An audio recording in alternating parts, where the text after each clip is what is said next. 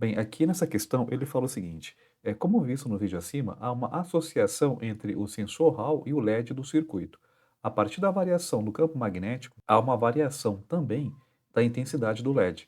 Então aqui praticamente ele já está dando para a gente uma resposta, né, do funcionamento desse sensor Hall aqui no caso, tá? Então, quando varia, né, quando tem uma variação do campo magnético, significa que há também uma variação da intensidade do LED.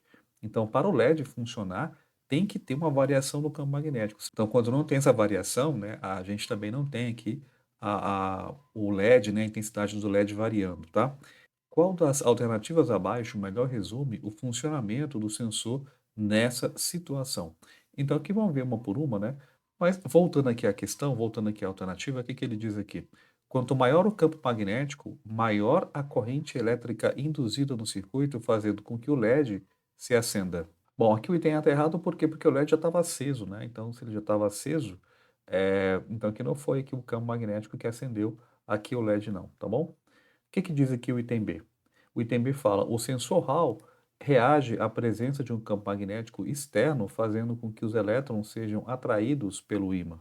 Também está errado, né? Porque o efeito do campo magnético externo no sensor Hall causa um desvio na trajetória dos elétrons que circulam em seu interior, né? Então aí diminui, no caso, a circulação da corrente elétrica no circuito, alterando, né? Fazendo uma alteração na diferença de potencial.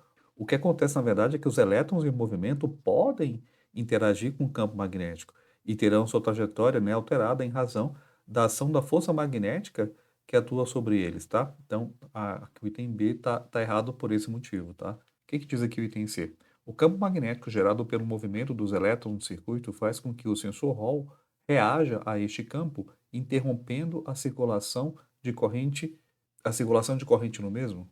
Também está errada, né? Pois o sensor Hall responde somente ao campo magnético externo, não reage aqui na questão de movimento de elétron, não. Ele reage, na verdade, ao campo magnético externo, tá bom? Letra D fala: quanto maior o campo magnético detectado pelo sensor, maior será a alteração na diferença de potencial de Hall. É exatamente isso, né? Então, aqui o item D está correto, mas vamos ver aqui o item só para ver o que ele fala. Quanto maior o campo magnético, maior a intensidade da corrente elétrica no circuito. Essa corrente é detectada pelo sensor que acende o LED para demonstrar esse campo. Por que a E está errada, né? Porque quanto maior o campo magnético detectado pelo sensor, menor será a intensidade da corrente no circuito. E além disso, o sensor Hall é sensível apenas a campos magnéticos, lembra? Assim, ele não detecta a corrente elétrica, como aqui a afirmação está dizendo. Então aqui o item E está errado, então de fato aqui a única correta seria a alternativa D de dado. Tranquilo? É isso.